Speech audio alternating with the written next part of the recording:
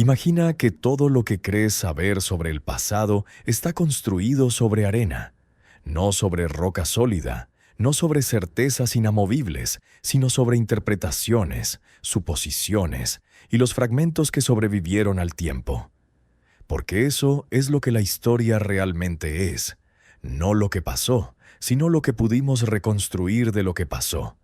Cada año los arqueólogos encuentran algo que no debería estar donde está, fechado cuando no debería existir, construido por quienes supuestamente no tenían la capacidad de construirlo. Cada década algún descubrimiento obliga a reescribir un capítulo de los libros de texto. Y sin embargo, seguimos hablando del pasado como si lo conociéramos, como si tuviéramos certeza de quiénes éramos, de dónde veníamos, de lo que nuestros ancestros sabían o no sabían. Hoy vamos a explorar 16 enigmas que los expertos no pueden explicar completamente. No teorías conspirativas, no fantasías. Lugares reales, objetos reales, misterios, documentados que han desconcertado a generaciones de investigadores. Desde bibliotecas que guardaban el conocimiento del mundo antiguo hasta ciudades perdidas en selvas impenetrables. Desde piedras demasiado grandes para mover hasta mapas que muestran tierras antes de que fueran descubiertas. Algunos de estos enigmas tienen explicaciones parciales. Otros permanecen completamente abiertos, pero todos comparten algo. Nos recuerdan que el pasado es más extraño, más complejo, más lleno de posibilidades de lo que solemos admitir. No voy a decirte qué pensar. No tengo las respuestas definitivas y sospecho que nadie las tiene. Lo que voy a hacer es mostrarte la evidencia, presentarte las teorías y dejarte decidir. Porque al final la curiosidad es más valiosa que la certeza. Y las preguntas correctas son más importantes que las respuestas fáciles. Si este tipo de exploración te interesa, si crees que vale la pena cuestionar lo que creemos saber, te pido que le des al botón de me gusta y te suscribas. Déjame un comentario contándome cuál de estos misterios te parece más intrigante. Porque estas conversaciones merecen continuar y cada perspectiva añade algo al mapa incompleto del pasado. Ahora, prepárate. Vamos a viajar desde las ruinas de Nínive hasta las profundidades del Pacífico, desde las selvas de Honduras hasta los pantanos de Dinamarca. Vamos a tocar piedras que no deberían poder moverse, leer textos que nadie puede descifrar y contemplar construcciones que desafían la explicación. Respira profundo, abre la mente y déjate caer en los misterios que el tiempo no ha podido resolver. En el año 668 antes de nuestra era, un rey asirio hizo algo que ningún conquistador había hecho antes. En lugar de solo quemar las ciudades que conquistaba, ordenó que se copiaran sus bibliotecas. Asurbanipal, el último gran rey del imperio asirio, reunió en Nínive la colección más grande de tablillas cuneiformes del mundo antiguo. Cuando los arqueólogos la desenterraron siglos después, encontraron no solo poemas y registros, sino tratados que sugerían un conocimiento mucho más profundo de lo que esperaban. Asurbanipal era un rey inusual. En una cultura donde los monarcas se enorgullecían de sus hazañas militares y sus cacerías de leones, él presumía de algo diferente. Sabía leer. No solo el asirio, su lengua nativa, sino también el sumerio, una lengua que para entonces llevaba más de 1000 años muerta como idioma hablado. Era como si un rey medieval hubiera dominado el latín antiguo, el griego clásico y el hebreo bíblico. Para su época era un erudito extraordinario. Su biblioteca reflejaba esa pasión. Envió escribas a todas las ciudades de su imperio con órdenes de copiar todo lo que encontraran. Tablillas de Babilonia, de Ur, de Sipar, de Nippur. Los centros intelectuales de Mesopotamia fueron duplicadas y llevadas a Nínive. El objetivo declarado era reunir todas las tablillas del cielo y la tierra, todo el conocimiento humano en un solo lugar. Cuando el arqueólogo británico Austen Henry Layard excavó Nínive entre 1845 y 1851, encontró más de 30.000 tablillas y fragmentos. El material era abrumador, épicas como Gilgamesh, la historia del diluvio que precedía a la Biblia, tratados astronómicos que predecían eclipses con precisión asombrosa, textos médicos que describían síntomas y tratamientos, manuales de adivinación que interpretaban cada fenómeno natural como presagio. Los textos astronómicos son particularmente notables. Los astrónomos asirios mantenían registros detallados de los movimientos planetarios, las fases lunares y los fenómenos celestes. Podían predecir eclipses lunares con una precisión que no sería igualada hasta los cálculos de Ptolomeo, 700 años después. Sus tablas matemáticas incluían cálculos de raíces cuadradas y cúbicas, ecuaciones cuadráticas y aproximaciones de números irracionales. Este no era conocimiento primitivo, era ciencia sistemática, acumulada durante siglos. Los textos médicos presentan una mezcla fascinante de observación empírica y creencia sobrenatural.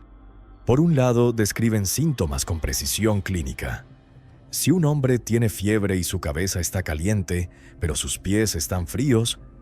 Por otro lado, atribuyen las enfermedades a demonios específicos y prescriben encantamientos junto con tratamientos herbales. Es fácil descartar lo sobrenatural, pero los tratamientos herbales frecuentemente funcionaban. Estudios modernos han confirmado las propiedades medicinales de muchas de las plantas mencionadas. Lo que hace especialmente intrigante a la biblioteca de Asurbanipal es lo que no sabemos sobre ella.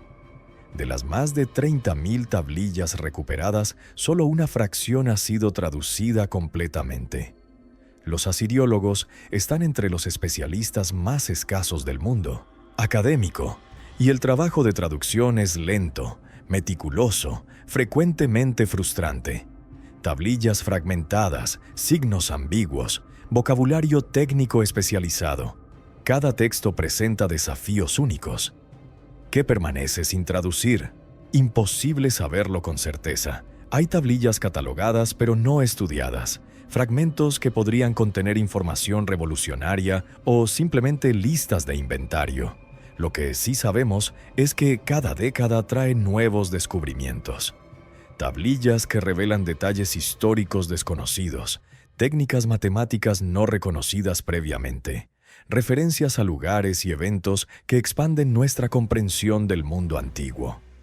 La biblioteca de Asurbanipal fue destruida en el año 612 antes de nuestra era, cuando una coalición de babilonios y medos arrasó Nínive.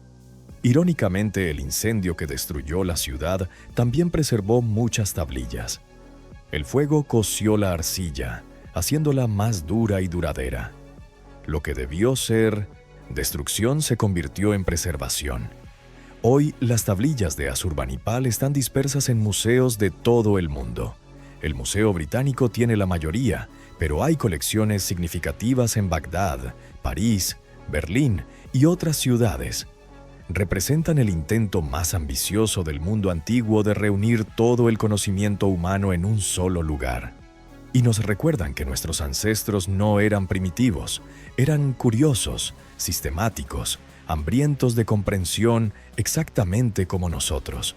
Lo que Asurbanipal guardaba en Nínive no era solo información, era la memoria de civilizaciones.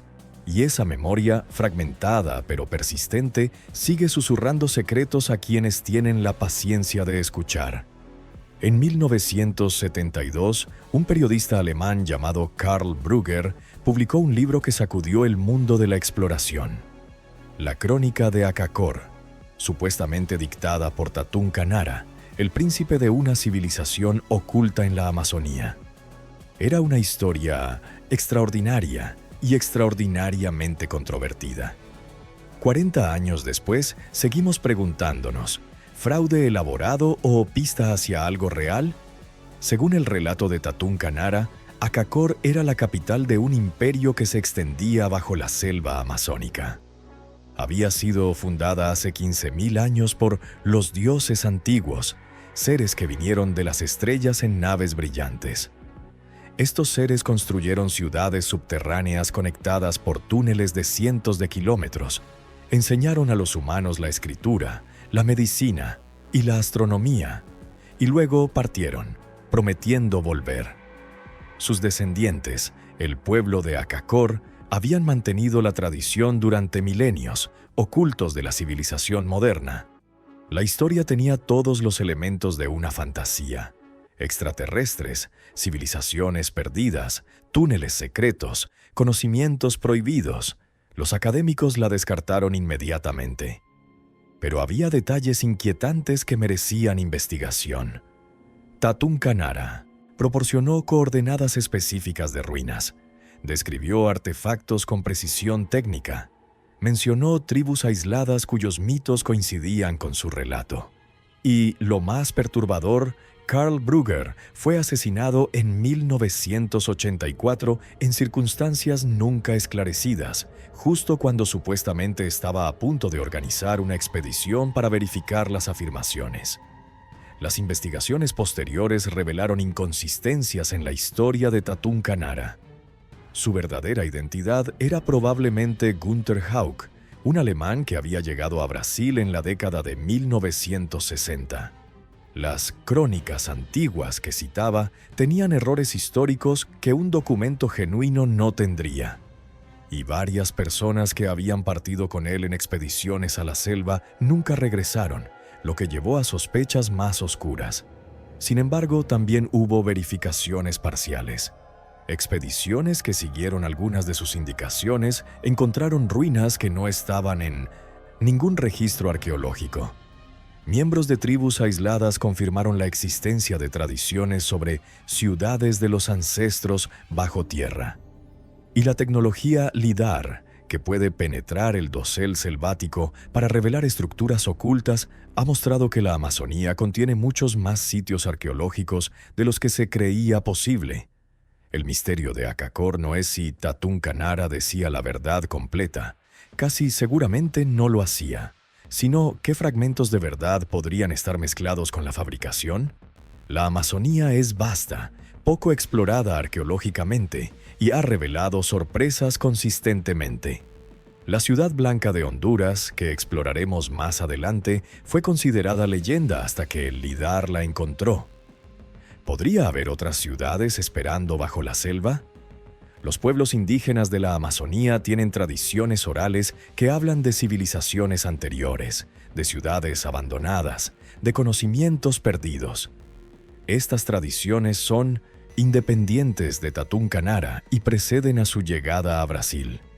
Los arqueólogos han encontrado evidencia de ocupación humana densa en la Amazonía, incluyendo tierra preta, suelo negro artificialmente enriquecido que sugiere agricultura intensiva hace miles de años. La imagen que emerge es que la Amazonía no siempre fue selva virgen. Fue habitada, modificada, civilizada en formas que apenas comenzamos a comprender. Quizás no había ciudades subterráneas construidas por extraterrestres, pero quizás había, y hay, ruinas de culturas sofisticadas que colapsaron antes de que los europeos llegaran, tragadas por la selva que ellas mismas habían modificado. Akakor, como concepto, representa nuestra fascinación con lo oculto, lo perdido, lo que podría estar esperando justo fuera del alcance de lo conocido. La historia de Tatún Kanara puede ser mayormente fabricación, pero las preguntas que plantea sobre qué hay bajo la selva, sobre civilizaciones que existieron y desaparecieron, sobre conocimientos que se perdieron, son genuinas. Y cada nueva exploración de la Amazonía sugiere que las respuestas podrían ser más sorprendentes de lo que imaginamos. En Sacsayhuamán, a las afueras de Cusco, hay muros construidos con piedras que pesan más de 100 toneladas, cortadas en formas irregulares que encajan perfectamente sin mortero. Los incas, cuando los españoles les preguntaron quién había construido estos muros, respondieron que no habían sido ellos, sino los dioses antiguos. Esta respuesta, registrada por cronistas españoles del siglo XVI, ha intrigado a los investigadores durante siglos. La mampostería poligonal de Sacsayhuamán es técnicamente asombrosa. Las piedras no son bloques rectangulares uniformes que serían más fáciles de producir y apilar. Son formas irregulares, cada una única, con 4, 8, 12 o más caras angulares que encajan precisamente con las piedras vecinas. La junta entre piedras es tan exacta que, como señalaron los primeros exploradores europeos, una hoja de papel no puede insertarse entre ellas. El propósito de esta complejidad no es puramente estético. Los muros poligonales son extraordinariamente resistentes a los terremotos. Las piedras irregulares se traban entre sí de manera que pueden moverse ligeramente durante un temblor y luego volver a su posición, absorbiendo la energía sísmica sin colapsar. En una región donde los terremotos son frecuentes, esta técnica ha probado ser más duradera que la mampostería convencional. ¿Pero cómo se logró? Los incas no tenían herramientas de hierro.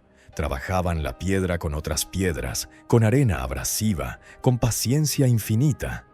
Los experimentos modernos han demostrado que es posible dar forma a piedras grandes usando estas técnicas, pero el proceso es extremadamente lento. Tallar una sola cara de una piedra grande podría llevar semanas de trabajo continuo. El transporte presenta otro desafío. Algunas de las piedras de Sacsayhuamán pesan más de 120 toneladas. Fueron traídas de canteras a kilómetros de distancia, a través de terreno montañoso sin caminos pavimentados ni vehículos con ruedas. Los incas usaban rampas, rodillos, cuerdas y mano de obra masiva. Pero la escala del esfuerzo sigue siendo difícil de comprender. Mover una sola piedra de 100 toneladas habría requerido cientos de trabajadores durante días. Lo que hace particularmente intrigante a Sacsayhuamán es la afirmación inca de que ellos no lo construyeron. Los cronistas españoles registraron consistentemente que los incas atribuían la construcción a una era anterior. Garcilaso de la Vega, hijo de un conquistador español y una princesa inca, escribió que los nativos decían que las fortalezas de piedra habían sido construidas por una raza de gigantes antes de que los incas existieran. ¿Modestia? ¿Mitología? ¿O recuerdo de algo real?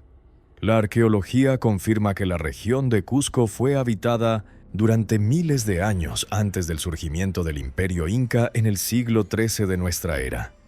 Las culturas anteriores, Tiahuanaco, Huari, otras menos conocidas, también trabajaban la piedra con habilidad notable. Es posible que los incas heredaran y ampliaran estructuras que ya existían, añadiendo sus propias construcciones sobre cimientos más antiguos. Los muros poligonales no son exclusivos de Perú. Estructuras similares aparecen en Italia, los muros ciclópeos de Alatri y Segni, en Grecia, Delfos, Micenas, en Japón, los muros del castillo de Osaka, y en la isla de Pascua. La técnica, aunque difícil, fue desarrollada independientemente en múltiples lugares, o, especulan algunos, fue transmitida desde una fuente común más antigua. Hoy, si visitas Sacsayhuamán, puedes tocar las piedras que desconcertaron a los conquistadores y siguen desconcertando a los ingenieros. Puedes pasar los dedos por las juntas perfectas, sentir el peso y la permanencia de la roca. Puedes imaginar a los trabajadores que las tallaron, los arquitectos que diseñaron su disposición, los miles de manos que las arrastraron montaña arriba. Y puedes preguntarte, como se preguntaron los españoles hace 500 años, ¿quién realmente construyó estos muros? Los incas tenían una respuesta: los dioses antiguos. Nosotros todavía estamos buscando la nuestra. En Baalbek, Líbano, yace la piedra trabajada más grande del mundo antiguo. La piedra de la mujer embarazada, como la llaman los locales, es un bloque de caliza que pesa más de 1000 toneladas. Nunca fue movida de la cantera donde fue tallada. Y nadie sabe exactamente para qué estaba destinada. Baalbek es uno de los sitios arqueológicos más impresionantes del mundo. Los romanos construyeron allí un complejo de templos monumentales dedicados a Júpiter, Venus y Baco. El templo de Júpiter era el más grande jamás construido en el Imperio Romano, con columnas de 20 metros de altura y un podio que requirió mover piedras de 800 toneladas. Pero los romanos no empezaron desde cero. Construyeron sobre una plataforma que ya estaba allí, una plataforma cuyo origen sigue siendo debatido. El trilithón, la parte más antigua de la plataforma, consiste en 3 piedras enormes perfectamente colocadas. Cada una pesa aproximadamente 800 toneladas. Están cortadas con precisión, niveladas con exactitud, encajadas sin mortero. Y debajo de ellas hay piedras aún más grandes, algunas estimadas en más de 1000 toneladas. La piedra de la mujer embarazada en la cantera cercana nunca llegó a su destino. Está parcialmente separada de la roca madre, claramente trabajada, pero abandonada in situ. Cerca de ella, descubierta en 1998, hay otra piedra aún mayor, aproximadamente 1650 toneladas, la más grande jamás cortada por manos humanas. ¿Por qué quedaron en la cantera? La explicación más simple es que el proyecto fue abandonado. Quizás la piedra se agrietó durante el tallado. Quizás los recursos se agotaron. Quizás la civilización que las estaba cortando colapsó antes de completar el trabajo. Pero no hay registros que expliquen qué proyecto requería piedras de ese tamaño, ni quién lo emprendió, ni cuándo fue abandonado. Los romanos dejaron inscripciones detalladas sobre sus trabajos de construcción en Baalbek. No mencionan las piedras gigantes del trilithón. Esto sugiere que las piedras ya estaban allí cuando llegaron, que los romanos simplemente construyeron sobre lo que encontraron. Pero entonces, ¿quién las colocó? Las teorías varían. Algunos atribuyen las piedras a los fenicios, que controlaban la región antes de los romanos. Otros sugieren culturas más antiguas, cananeos, protosirios, civilizaciones que no dejaron registros escritos. Y algunos, más especulativos, proponen que las piedras son restos de una civilización antediluviana, construidas antes del evento que los mitos recuerdan, como el diluvio. La ingeniería requerida para mover estas piedras es formidable, pero no imposible. Los egipcios movieron obeliscos de cientos de toneladas. Los constructores de Stonehenge transportaron piedras de decenas de toneladas a través de cientos de kilómetros. Con suficiente mano de obra, rampas adecuadas y tiempo, piedras de 1000 toneladas podrían moverse. El problema no es si es posible, sino por qué alguien se tomaría la molestia. Construir con piedras gigantes tiene desventajas prácticas. Son difíciles de transportar, de colocar, de ajustar. Piedras más pequeñas lograrían el mismo efecto estructural con mucho menos esfuerzo. El único motivo para usar piedras de 1000 toneladas es la demostración. Mostrar que puedes hacerlo, impresionar con la escala, crear algo que nadie más puede replicar. ¿Quién quería impresionar de esa manera? ¿A quién? ¿Y qué les impidió terminar el trabajo? Las piedras en la cantera de Baalbek son preguntas petrificadas, monumentos a un proyecto que nunca se completó, a ambiciones que excedieron la capacidad de quienes las concibieron, o que fueron interrumpidas por fuerzas que no conocemos. Hoy los visitantes caminan entre las columnas romanas y se asombran de su grandeza, pero los ojos informados miran más abajo, hacia las piedras del trilithón, hacia los bloques que ya estaban viejos cuando Roma era joven. Allí está el verdadero misterio. No lo que los romanos construyeron, sino lo que encontraron cuando llegaron.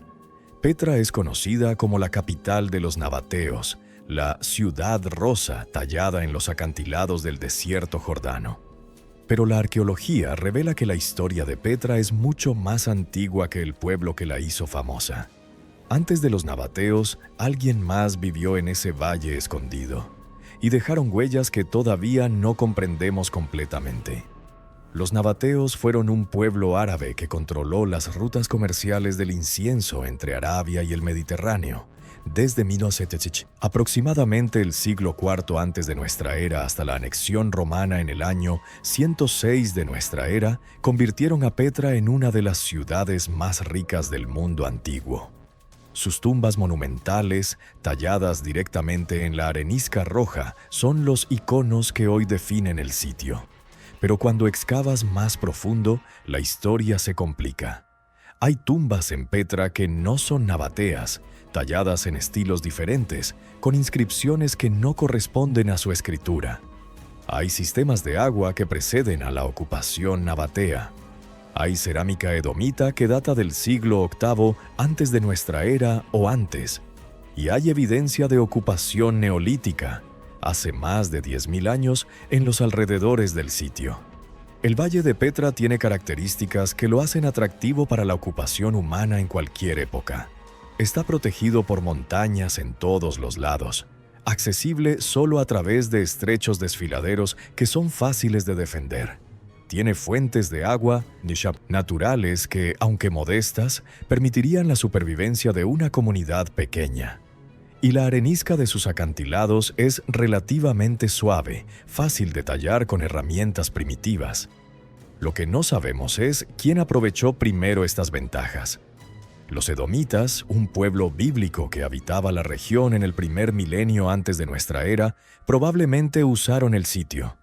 Antes de ellos, pueblos del Neolítico dejaron herramientas y restos de asentamientos, pero las tumbas más antiguas talladas en la roca, las que no corresponden a ningún estilo conocido, permanecen sin atribución clara. Hay inscripciones en Petra que nadie puede leer.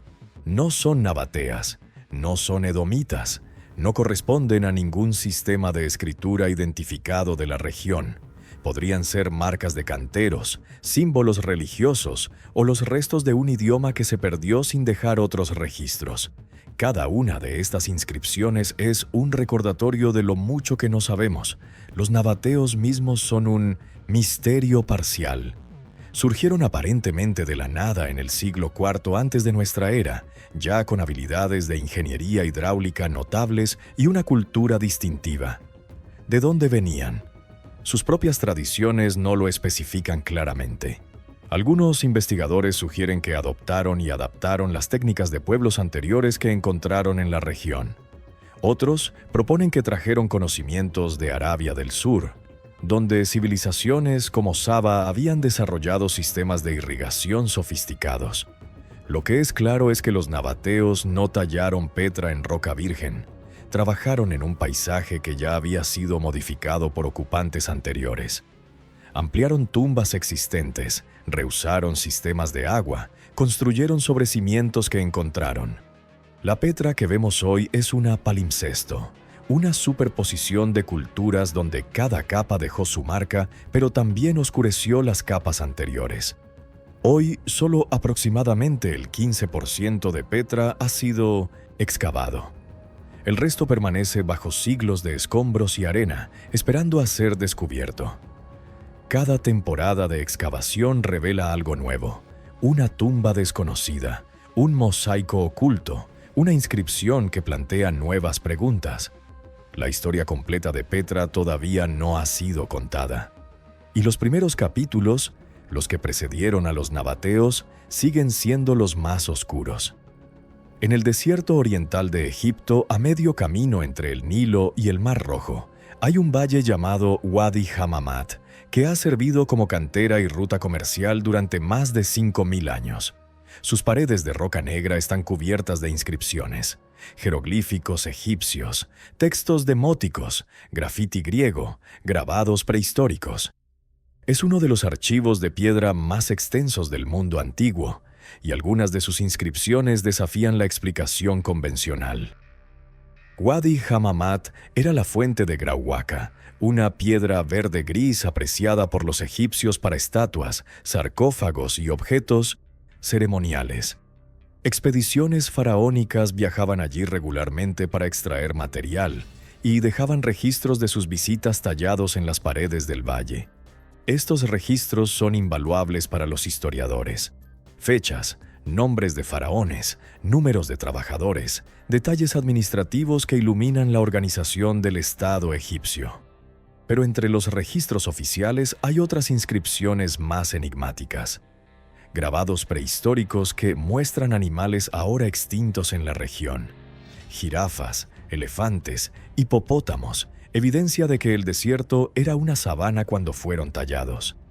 Símbolos que no corresponden a ningún sistema de escritura conocido, y representaciones que algunos interpretan como vehículos, herramientas o máquinas de propósito desconocido. Las interpretaciones más especulativas ven en estas imágenes evidencia de tecnología avanzada en el Egipto prehistórico. Un grabado famoso muestra lo que podría ser un barco con hélice, o alternativamente, un barco convencional mal interpretado por un observador moderno que proyecta sus expectativas sobre líneas ambiguas. Otro parece mostrar figuras humanoides junto a objetos alargados que algunos ven como vehículos y otros como simples barcas. La interpretación ortodoxa es más mundana. Los grabados prehistóricos son exactamente eso. Arte rupestre de culturas neolíticas que habitaban la región antes de la desertificación. Los símbolos desconocidos podrían ser marcas de canteros, indicadores de propiedad o sistemas protoescriturarios que no evolucionaron hacia escrituras completas. Y las máquinas son probablemente representaciones convencionales de objetos cotidianos que no reconocemos porque no estamos familiarizados con su contexto cultural. Pero hay inscripciones que resisten incluso la explicación ortodoxa. Textos jeroglíficos que mencionan expediciones a tierras de los dioses que no corresponden a ninguna geografía conocida. Referencias a conocimientos, preservados desde antes del diluvio que ningún otro texto egipcio menciona. Listas de reyes que incluyen nombres no atestiguados en ninguna otra fuente. Cada anomalía podría explicarse individualmente. Error de copista, invención propagandística, fragmento de tradición perdida. Pero juntas sugieren que Wadi Hammamat guardaba información que no encaja completamente en nuestra comprensión de Egipto. El valle también tiene una característica geológica notable. La roca negra de sus paredes es basalto, diferente de la grauhuaca de las canteras. Este basalto ha preservado las inscripciones durante milenios, protegiéndolas de la erosión que habría destruido grabados en roca más suave. Es como si el valle hubiera sido diseñado para ser un archivo permanente, una biblioteca de piedra que sobreviviría a todas las bibliotecas de papiro. Hoy, las inscripciones de Wadi Hammamat siguen siendo estudiadas por epigrafistas y arqueólogos. Cada expedición encuentra algo nuevo. Un nombre no registrado, una fecha que ajusta cronologías, una imagen que desafía interpretación.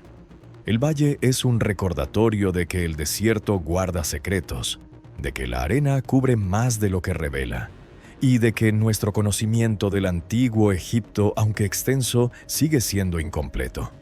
En 1281, Kublai Khan lanzó la invasión naval más grande de la historia hasta ese momento.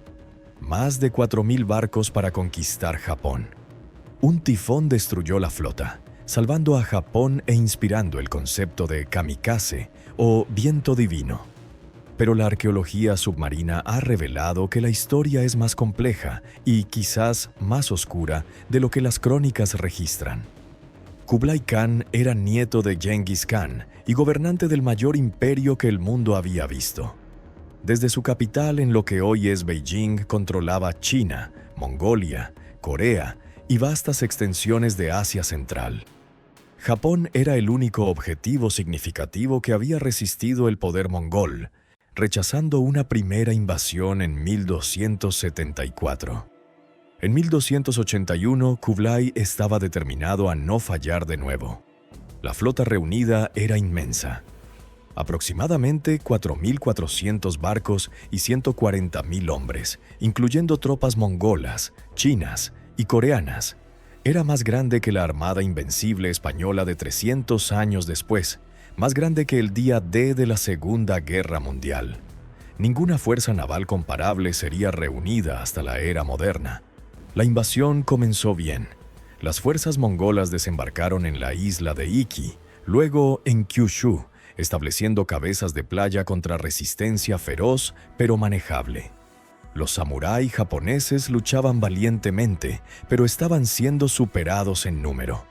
Parecía que Japón caería, y entonces llegó el tifón. Durante 2 días, a mediados de agosto de 1281, una tormenta devastadora azotó la flota mongola. Barcos fueron hundidos, arrastrados hacia la costa, destrozados unos contra otros. Las estimaciones de bajas varían, pero probablemente más de la mitad de las tropas murieron. Los supervivientes, varados sin suministros ni barcos, fueron masacrados por los japoneses. La narrativa tradicional atribuye todo al tifón, al viento divino, enviado por los dioses para proteger a Japón. Pero la arqueología submarina, que comenzó en serio en la década de 1980, ha complicado esta historia. Los restos de barcos encontrados en el fondo del mar muestran problemas estructurales graves. Las quillas eran débiles, las juntas mal selladas, la madera de calidad inferior. Algunos barcos parecen haber sido construidos apresuradamente, sin los refuerzos necesarios para navegación oceánica.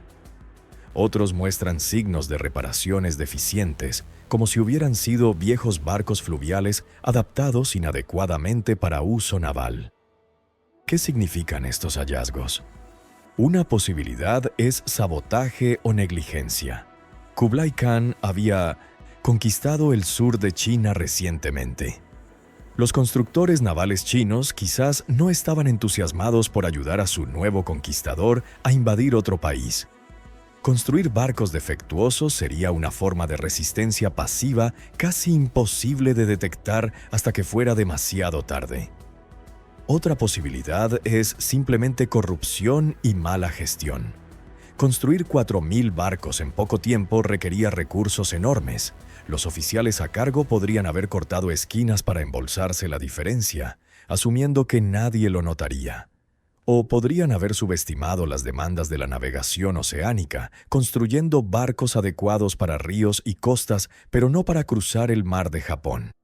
El tifón fue real, pero quizás no habría sido tan devastador para una flota bien construida.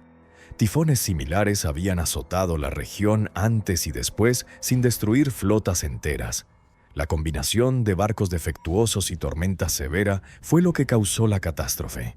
Para Japón, el kamikaze se convirtió en un mito fundacional. Los dioses protegían las islas sagradas. Este mito influiría en la historia japonesa durante siglos, incluyendo los pilotos suicidas de la Segunda Guerra Mundial, que tomaron el nombre esperando invocar la misma protección divina. Para los mongoles, la derrota marcó el límite de su expansión. El imperio de Kublai Khan era vasto pero no infinito. Algunos mares no podían cruzarse, algunas tierras no podían conquistarse. El fracaso de la invasión de Japón fue el comienzo del fin de la expansión mongola, el momento en que el imperio más grande de la historia descubrió sus límites. En 1965, la Universidad de Yale anunció el descubrimiento de un mapa del siglo XV que mostraba tierras al oeste del Atlántico etiquetadas como Vinlandia. Si era auténtico, probaba que los europeos conocían América antes de Colón. Si era falso, era una de las falsificaciones más elaboradas de la historia. 60. Años después, el debate continúa. El mapa de Vinlandia apareció aparentemente de la nada en 1957, cuando un comerciante de libros lo ofreció al Museo Británico, que lo rechazó por dudas sobre su autenticidad. Pasó por varias manos hasta que fue comprado por un benefactor anónimo y donado a Yale, que lo anunció con gran fanfarria como evidencia del conocimiento europeo de América antes de 1492. El mapa es hermoso y detallado. Muestra Europa, África y Asia con la precisión esperada de un mapa medieval. Pero también muestra al oeste del Atlántico una isla grande etiquetada Vinlanda Ínsula, con una inscripción latina que menciona la expedición de Leif Erikson alrededor del año 1000. Si el mapa es del siglo XV, prueba que el conocimiento de los viajes vikingos a América sobrevivió en Europa durante 500 años antes de que Colón zarpara. Las dudas surgieron casi inmediatamente. La tinta del mapa fue analizada y algunos estudios encontraron anatasa, una forma de dióxido de titanio que no se usaba en tintas medievales, sino que fue introducida en el siglo XX. Otros análisis cuestionaron estos hallazgos, argumentando que la anatasa podría haberse formado naturalmente con el tiempo. El debate sobre la tinta ha generado decenas de artículos científicos sin resolución definitiva. El pergamino también fue examinado. Las pruebas de carbono 14 lo fecharon alrededor del 1440, consistente con un documento del siglo XV. Pero los falsificadores sofisticados saben usar materiales genuinamente antiguos. Un pergamino medieval en blanco no sería imposible de obtener. El contenido del mapa presenta sus propios problemas. Vinlandia aparece como una sola isla grande, cuando los vikingos que realmente visitaron América encontraron una costa continental compleja. Las proporciones son inexactas de maneras que no corresponden a lo que los vikingos habrían sabido. Y el estilo cartográfico tiene anomalías que algunos expertos consideran anacrónicas. Por otro lado, hay argumentos a favor de la autenticidad. El mapa apareció encuadernado con un texto medieval genuino, la relación tártara, cuya autenticidad no se cuestiona. La conexión entre ambos documentos sugiere que el mapa no fue insertado recientemente. Y algunos de los errores del mapa podrían reflejar información corrupta transmitida durante siglos, exactamente lo que esperaríamos de conocimiento real degradado con el tiempo. ¿Qué está en juego? Si el mapa de Vinlandia es auténtico, confirma que el conocimiento de América circulaba en Europa antes de Colón. Esto no disminuye el logro de Colón. Él no estaba buscando Vinlandia, sino una ruta a Asia. Pero sí cambia nuestra comprensión de qué se sabía y qué se había olvidado en la Europa del siglo XV. Si es falso, plantea preguntas diferentes pero igualmente fascinantes. ¿Quién lo fabricó? ¿Con qué propósito? ¿Cómo logró engañar a tantos expertos durante tanto tiempo? Una falsificación tan sofisticada sería una obra de arte en sí misma, un monumento a la habilidad del engaño.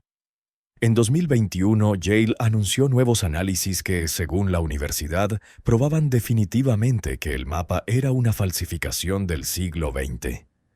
Pero otros investigadores cuestionaron la metodología, y el debate continúa. El mapa de Vinlandia se ha convertido en un caso de estudio sobre cómo evaluamos la autenticidad, sobre los límites de la ciencia forense aplicada a objetos históricos y sobre nuestra fascinación con los descubrimientos que reescribirían la historia. Durante siglos, exploradores y pueblos indígenas hablaron de una ciudad perdida en la selva de la Mosquitia hondureña. La llamaban la Ciudad Blanca o la Ciudad del Dios Mono. La mayoría lo descartó como leyenda hasta que, en 2012, la tecnología LIDAR reveló estructuras monumentales bajo el Eumea, dosel de la selva. La leyenda era real. La Mosquitia es una de las regiones más inaccesibles de las Américas. Selva tropical densa, ríos serpenteantes, montañas escarpadas y una fauna que incluye jaguares, serpientes venenosas y enfermedades mortales. Los pueblos indígenas de la región han mantenido tradiciones orales sobre ciudades abandonadas donde vivieron sus ancestros, ciudades que fueron malditas y abandonadas, que nadie debía visitar. Los exploradores occidentales buscaron la Ciudad Blanca durante más de un siglo. Theodore Morde, un periodista estadounidense, afirmó haberla encontrado en 1940, describiendo pirámides y estatuas de monos. Pero nunca reveló la ubicación y murió sin proporcionar evidencia verificable. Otros exploradores reportaron avistamientos de estructuras, pero la selva era tan densa que era imposible confirmar nada desde tierra. La revolución vino con LIDAR, una tecnología que usa pulsos láser desde aviones para penetrar el dosel selvático y mapear el terreno debajo. En 2012, un equipo financiado por documentalistas y científicos escaneó una región de la Mosquitia y encontró lo que buscaban: plazas, montículos, terrazas, estructuras que solo podían ser artificiales, cubriendo un área de varios kilómetros cuadrados. Las expediciones terrestres que siguieron confirmaron los hallazgos. Encontraron esculturas de piedra, vasijas ceremoniales, metates para moler maíz y objetos de jade que indicaban riqueza y comercio. También encontraron los restos de al menos 2 ciudades distintas, no solo una, separadas por varios kilómetros, pero claramente relacionadas culturalmente. ¿Quiénes construyeron estas ciudades? No eran mayas. Los estilos arquitectónicos y artísticos son diferentes.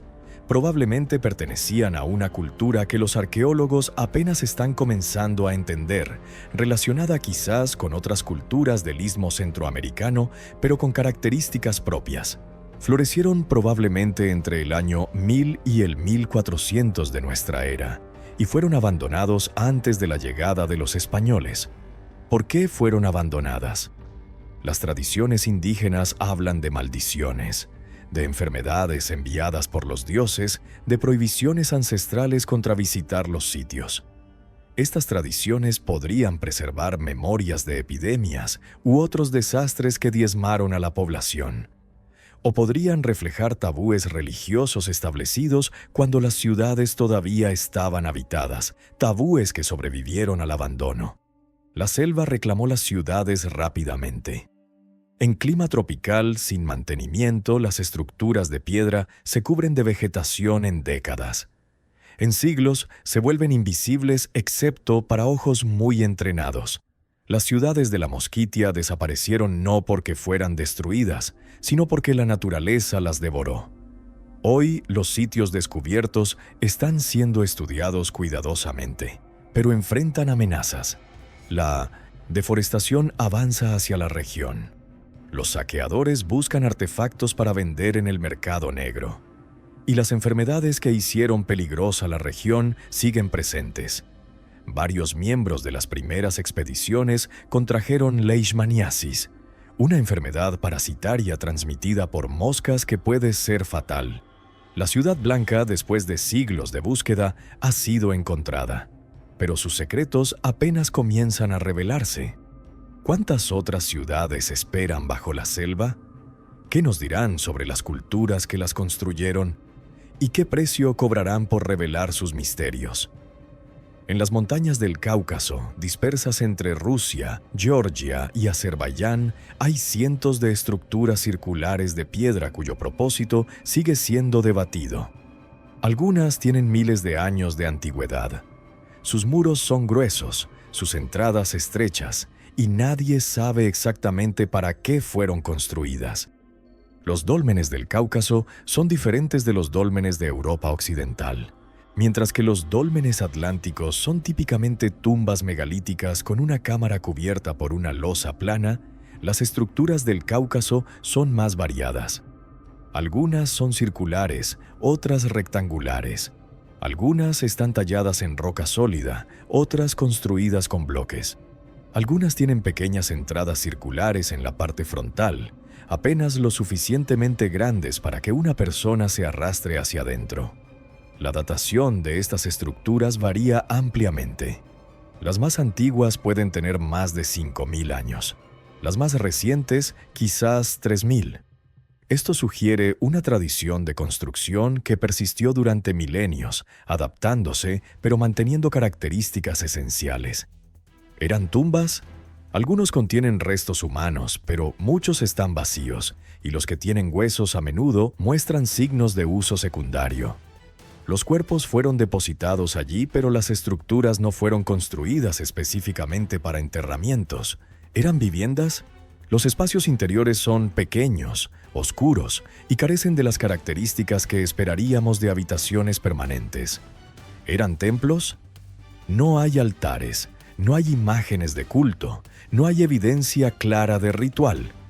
Una teoría intrigante sugiere que eran refugios, lugares donde la gente podía esconderse en tiempos de peligro. Los muros gruesos, las entradas estrechas que pueden bloquearse fácilmente. La ubicación frecuente en lugares elevados con buena visibilidad. Todo sugiere una función defensiva. Pero, ¿refugios contra qué? Invasores humanos, animales salvajes, eventos naturales. Las tradiciones locales ofrecen explicaciones variadas. Algunos pueblos del Cáucaso dicen que los dólmenes fueron construidos por gigantes que existieron antes de los humanos actuales. Otros dicen que fueron construidos por enanos que vivían bajo tierra y salían solo de noche. Otros los consideran casas de espíritus, lugares donde el mundo de los vivos se conecta con el de los muertos. Estas tradiciones, aunque fantásticas, preservan la memoria de que los dólmenes son antiguos, más antiguos que los pueblos que actualmente habitan la región. Son herencias de civilizaciones desconocidas, de culturas que no dejaron registros escritos, pero sí dejaron piedras. La distribución de los dólmenes es interesante. Se concentran en ciertas áreas, particularmente en las laderas occidentales del Cáucaso Mayor, mirando hacia el Mar Negro. Esta distribución podría reflejar patrones de asentamiento de la cultura que los construyó, o podría reflejar condiciones geológicas que hacían ciertas áreas más adecuadas para la construcción, o podría tener significado religioso o astronómico que no comprendemos. Hoy muchos dólmenes están deteriorados, víctimas de siglos de negligencia, vandalismo y saqueo. Algunos fueron destruidos durante la era soviética, cuando la arqueología tenía baja prioridad y las piedras antiguas podían reciclarse para proyectos de construcción. Otros han sido dañados por buscadores de tesoros que esperan encontrar oro enterrado dentro. Lo que queda sigue siendo impresionante. Piedras de varias toneladas, cortadas y ensambladas con precisión, que han resistido milenios de terremotos, invasiones y abandono. Son monumentos a una determinación que no comprendemos completamente, a un propósito que solo podemos especular, a una cultura que dejó sus marcas en piedra pero no en palabras. En 1947, un pastor beduino encontró una cueva cerca del Mar Muerto que contenía vasijas llenas de pergaminos antiguos. Estos manuscritos del Mar Muerto revolucionaron nuestra comprensión del judaísmo antiguo y los orígenes del cristianismo. Pero la pregunta fundamental, ¿quién los escribió?, sigue siendo debatida. La historia del descubrimiento es en sí misma notable. Muhammad ed-Dib, un joven beduino de la tribu Ta'amiré, estaba buscando una cabra perdida en los acantilados cerca del sitio llamado Qumran. Lanzó una piedra hacia una cueva y escuchó el sonido de algo rompiéndose. Cuando exploró, encontró vasijas de arcilla que contenían rollos de cuero envueltos en lino. Los rollos pasaron por varias manos antes de llegar a los académicos. Cuando finalmente fueron examinados, resultaron ser los textos bíblicos más antiguos conocidos. Copias de libros del Antiguo Testamento 1000 años más antiguas que cualquier otra copia existente.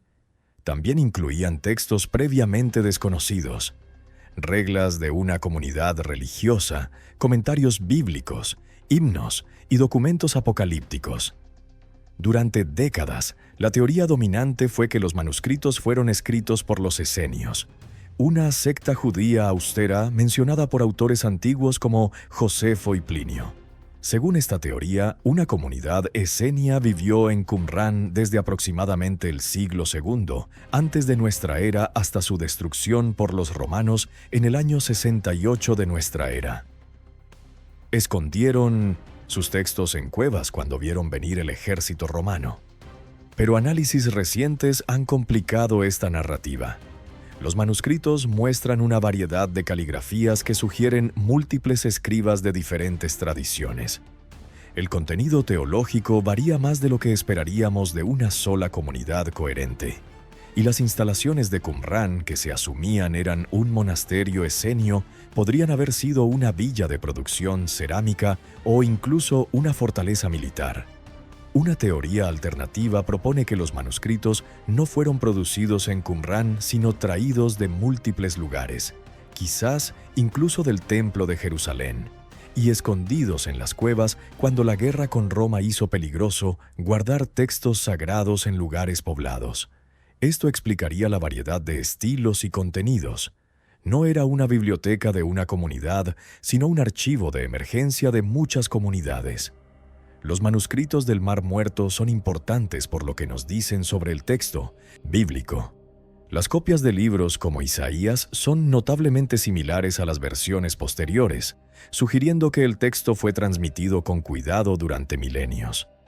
Pero también hay diferencias, variantes textuales, versiones alternativas, libros que no entraron en el canon final. Estas diferencias iluminan la diversidad del judaísmo antiguo antes de que el rabinismo estableciera normas uniformes. También son importantes por lo que sugieren sobre los orígenes del cristianismo. Algunos textos de Qumrán hablan de un maestro de justicia perseguido por sus enemigos, de una comunidad que se veía como el verdadero Israel, de expectativas apocalípticas de un Mesías o Mesías que vendría a juzgar al mundo. Estos temas resuenan con el cristianismo primitivo, sugiriendo un ambiente intelectual compartido, del cual ambos movimientos emergieron. Hoy, más de 70 años después del descubrimiento, los manuscritos del Mar Muerto siguen revelando secretos. Nuevas técnicas de imagen permiten leer fragmentos que antes eran ilegibles. Análisis de ADN del pergamino revelan de qué animales provino el cuero, proporcionando pistas sobre dónde fueron producidos los textos. Y debates sobre su origen, su autoría y su significado continúan en conferencias académicas alrededor del mundo.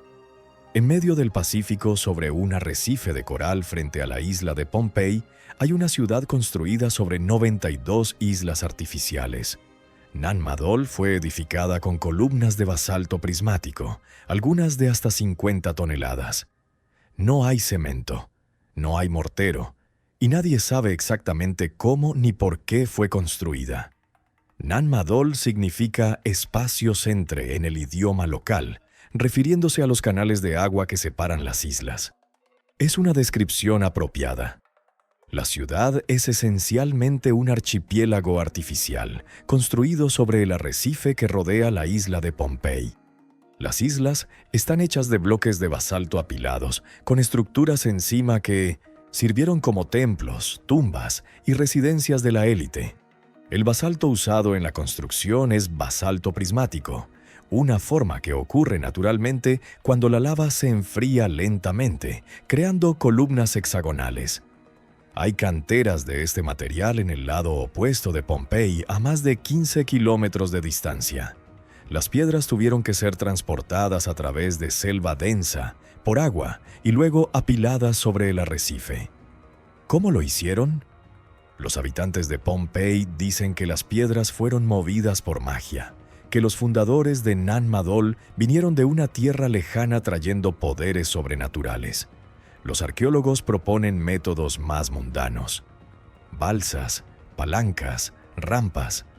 Los experimentos han demostrado que es posible mover columnas de basalto usando estas técnicas, pero la escala del esfuerzo sigue siendo impresionante. Se estima que la construcción de Nan Madol requirió mover aproximadamente 750.000 toneladas de basalto.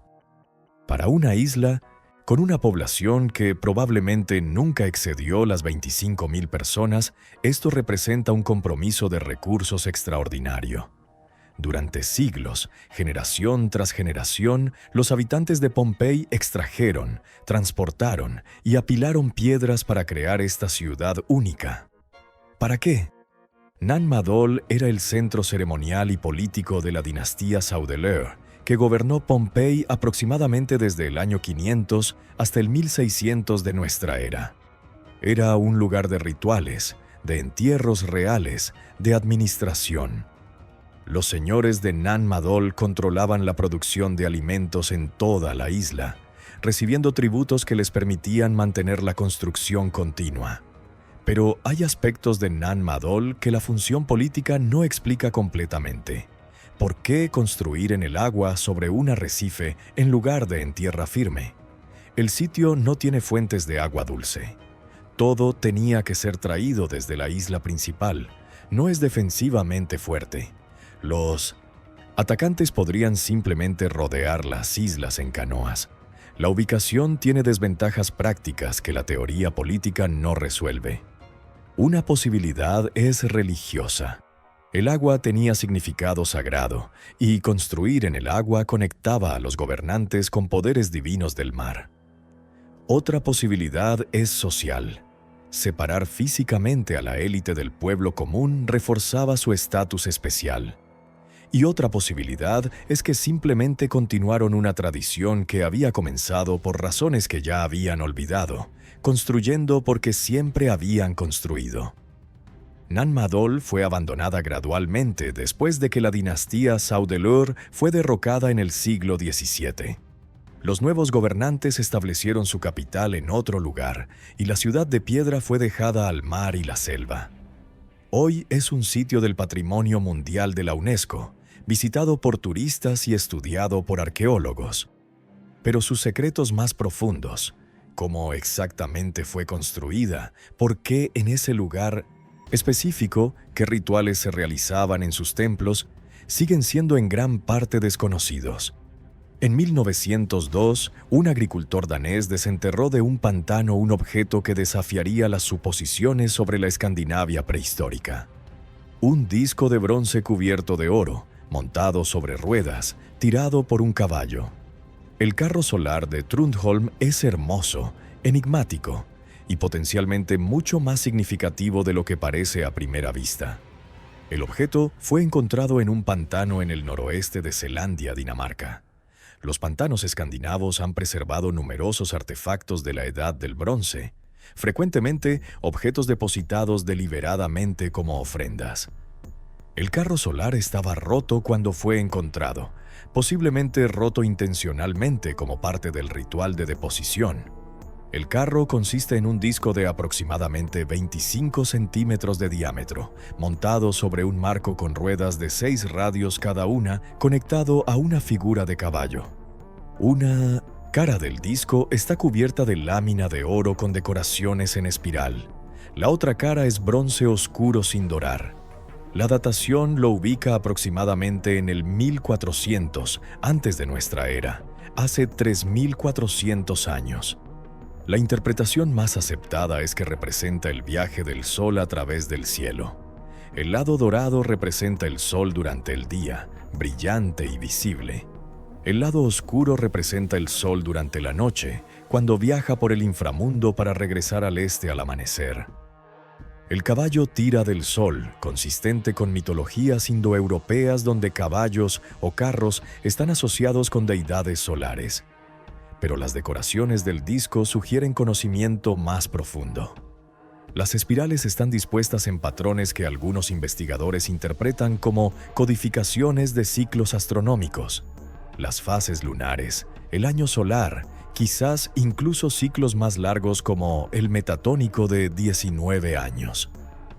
Si estas interpretaciones son correctas, el carro solar no es solo un objeto religioso, sino una herramienta astronómica, un registro de conocimientos celestiales. La Escandinavia de la Edad del Bronce era más sofisticada de lo que a menudo se asume. El bronce mismo era importado. El cobre venía de lugares tan lejanos como las Islas Británicas o los Alpes, el estaño quizás de Cornwall o Afganistán. Mantener estas redes comerciales requería organización, navegación y conocimiento geográfico. Una cultura capaz de esto también sería capaz de observación astronómica sistemática. Hay evidencia adicional de conocimiento astronómico en la Escandinavia de la Edad del Bronce. Grabados rupestres muestran barcos llevando discos solares, figuras que parecen representar constelaciones y símbolos que podrían ser calendáricos. Monumentos megalíticos anteriores, como los de la vecina Alemania, están orientados astronómicamente. La región tenía una tradición de observación del cielo que el carro solar cristaliza en forma portátil. ¿Qué hacían con este conocimiento? Probablemente lo mismo que otras culturas: predecir estaciones, planificar siembras y cosechas, determinar momentos propicios para rituales. Pero también podría haber servido para navegación. Los escandinavos de épocas posteriores serían los mejores navegantes de Europa, capaces de cruzar el Atlántico Norte sin instrumentos. Comenzó esta tradición en la Edad del Bronce con observadores que rastreaban el sol, la luna y las estrellas desde las costas de Dinamarca. El carro solar de Trundholm está hoy en el Museo Nacional de Dinamarca, una de sus posesiones más preciadas. Los visitantes lo miran como una obra de arte, un artefacto curioso de una era distante. Pero también podría ser un mensaje de nuestros ancestros, una demostración de que sabían más sobre el cielo de lo que les atribuimos, que sus ojos miraban hacia arriba con la misma curiosidad y sistematicidad que los nuestros. Mohenjo-Daro fue una de las ciudades más grandes y sofisticadas del mundo antiguo. Floreció durante 700 años y luego fue abandonada de manera que todavía no comprendemos completamente. Los pocos esqueletos encontrados yacen en posiciones extrañas, como si la muerte los hubiera sorprendido. ¿Qué mató a Mohenjo-Daro? La ciudad fue descubierta en 1922 y excavada extensivamente en las décadas siguientes. Lo que los arqueólogos encontraron fue extraordinario.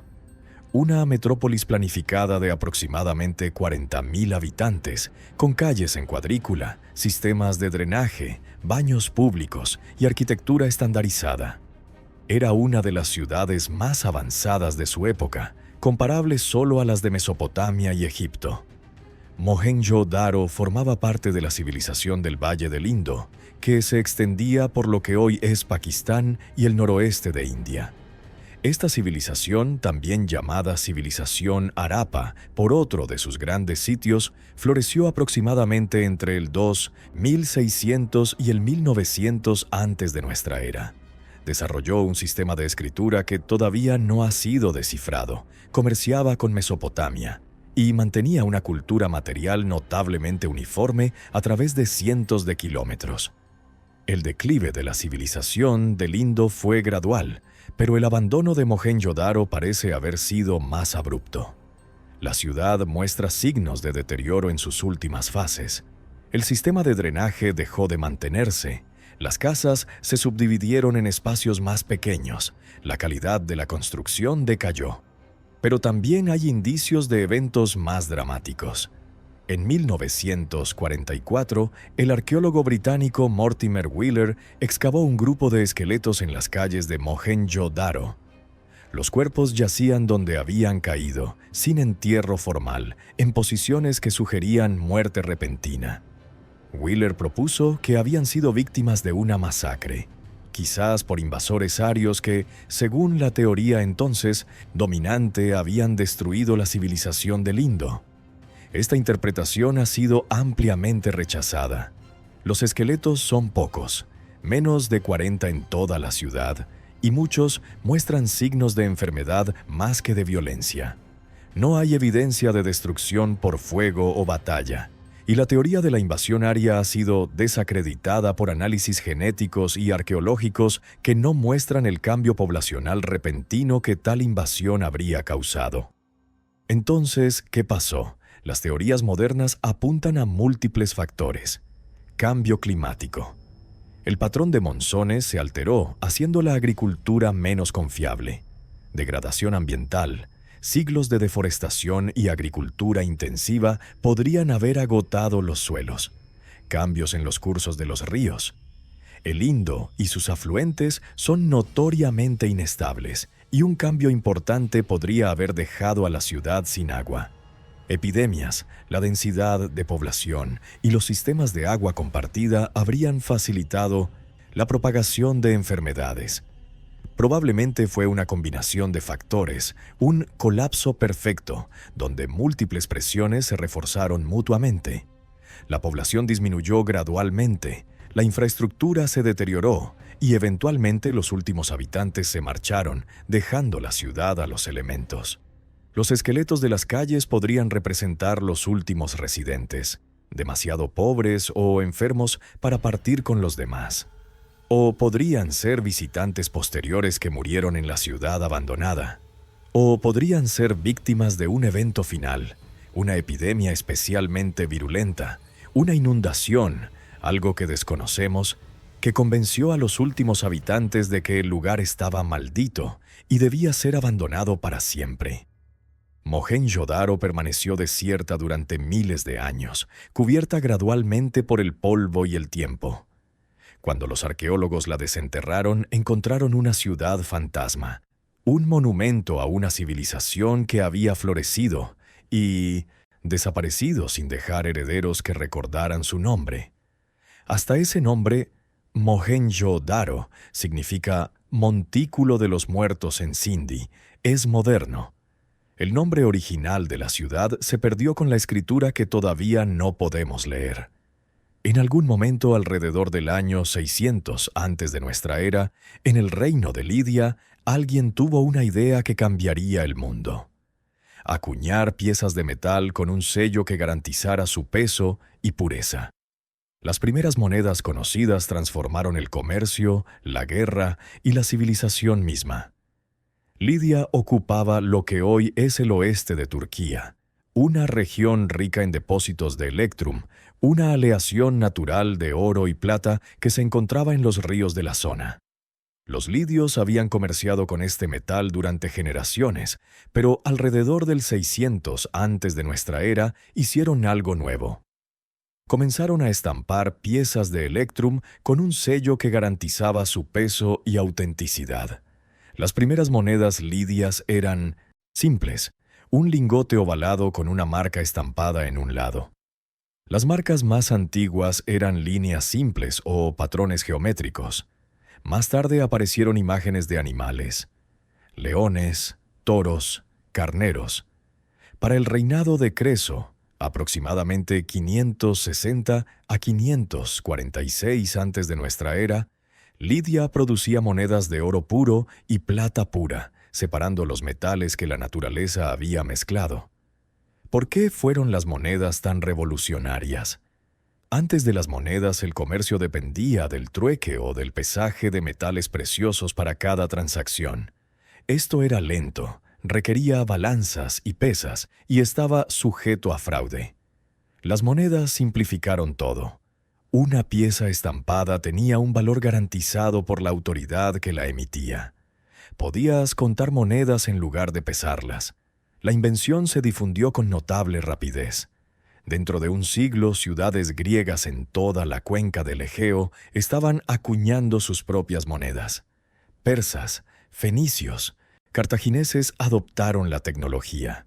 Para el siglo IV antes de nuestra era, las monedas circulaban desde España hasta India. Era una de las pocas innovaciones que fue adoptada universalmente por civilizaciones que no tenían casi nada más en común. ¿Por qué Lidia? ¿Por qué entonces? Parte de la respuesta es geográfica. Lidia tenía el electrum. Parte es política. Lidia era un reino organizado capaz de garantizar el valor de las monedas que emitía. Parte es comercial. Lidia estaba en la intersección de rutas comerciales entre el Mediterráneo y Asia, donde la necesidad de facilitar transacciones era aguda.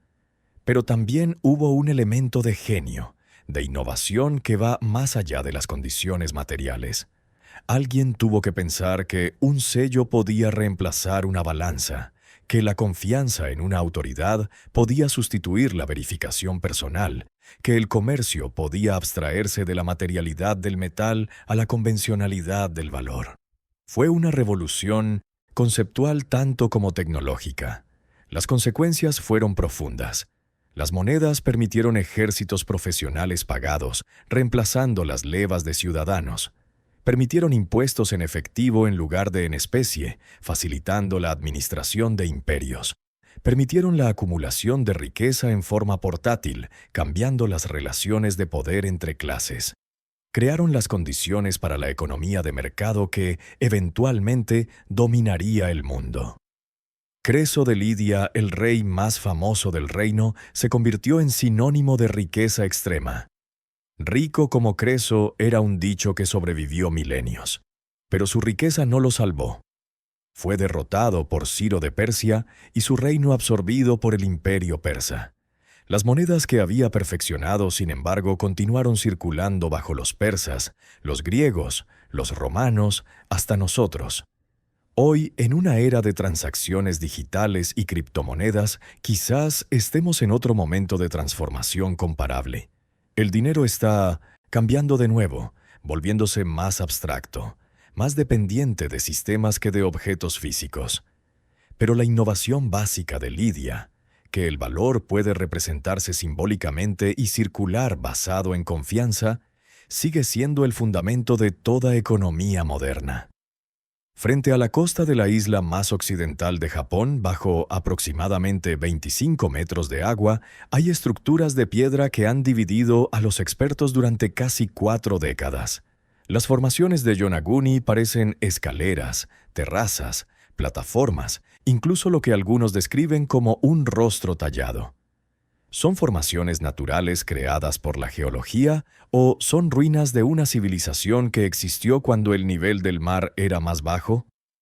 El descubrimiento ocurrió en 1986, cuando Kihachiro Aratake, un buceador local, encontró lo que parecía ser una estructura escalonada cerca de la costa de Yonaguni. Las fotografías que tomó mostraban lo que parecían ser ángulos rectos, superficies planas y bordes definidos que no esperarías de formaciones naturales. El sitio principal consiste en una formación de aproximadamente 50 metros de largo por 20 de ancho y 25 de alto. Tiene lo que parecen ser terrazas horizontales, escalones que descienden por los lados y una especie de camino que conduce a la estructura. Hay también formaciones cercanas que algunos interpretan como un arco, una tortuga y una cara tallada en la roca. El geólogo marino Masaaki Kimura de la Universidad de Ryukyu ha sido el principal defensor de la hipótesis artificial. Según Kimura, las formaciones muestran signos claros de trabajo humano. Ángulos demasiado precisos para ser naturales, superficies demasiado planas para ser erosión, y una organización general que sugiere diseño intencional.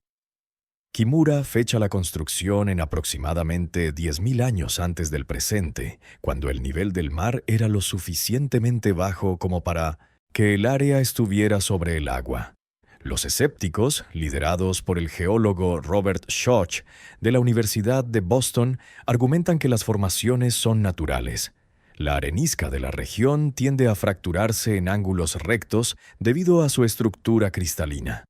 Las terrazas son capas de roca de diferente dureza que se erosionan a diferentes velocidades. Las escaleras son simplemente el resultado de la erosión a lo largo de planos de fractura naturales. Todo lo que vemos puede explicarse por geología sin invocar constructores humanos. ¿Quién tiene razón? La evidencia es genuinamente ambigua. Las formaciones tienen características que parecen artificiales, pero que también podrían ser naturales. No hay artefactos claros, herramientas, cerámica, inscripciones que confirmarían ocupación humana. Y la datación es problemática. La roca misma es antigua, pero eso no nos dice cuándo habría sido modificada si fue modificada. Si las estructuras son artificiales, serían extraordinarias. Hace 10.000 años, según la cronología convencional, los habitantes de Japón eran cazadores-recolectores del período Jomon, sin la organización social que asociamos con construcción monumental. Yonaguni artificial requeriría reescribir la prehistoria de la región, reconociendo una civilización desconocida, capaz de proyectos arquitectónicos significativos. Si las estructuras son naturales, son igualmente extraordinarias. Un ejemplo notable de cómo la geología puede producir formas que parecen diseñadas.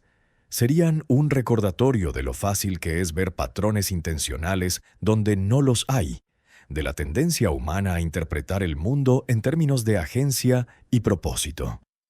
Hoy, Yonaguni se ha convertido en un destino de buceo popular, atrayendo a visitantes que quieren ver las estructuras con sus propios ojos y formar sus propias opiniones. Los buzos cuentan experiencias diferentes. Algunos ven claramente trabajo humano, otros ven claramente geología. El sitio sigue siendo lo que siempre ha sido, un enigma bajo las olas, resistiendo explicación definitiva, invitando a la especulación y la maravilla. Y así llegamos al final de nuestro recorrido por 16 enigmas que desafían lo que creemos saber. Desde las tablillas de Nínive hasta las piedras sumergidas de Yonaguni, desde las selvas de Honduras hasta los pantanos de Dinamarca, hemos tocado misterios que permanecen abiertos, preguntas que persisten, anomalías que no encajan perfectamente en las narrativas que nos contamos sobre el pasado. Cada uno de estos enigmas tiene posibles explicaciones, Algunos serán resueltos eventualmente, cuando nueva evidencia aparezca o nuevas técnicas de análisis se desarrollen. Otros quizás permanezcan siempre en el reino de la especulación, incompletos por falta de datos, ambiguos por la naturaleza misma de lo que intentamos comprender. Pero lo que estos enigmas comparten no es el misterio en sí, es lo que revelan sobre nosotros, sobre nuestra curiosidad insaciable, nuestra negativa a aceptar que todo está explicado, nuestra intuición de que el pasado es más rico, más extraño, más lleno de posibilidades de lo que los resúmenes simples sugieren. Si te ha gustado, deja tu like y comenta qué misterio te ha gustado más. Saludos, el historiador antiguo.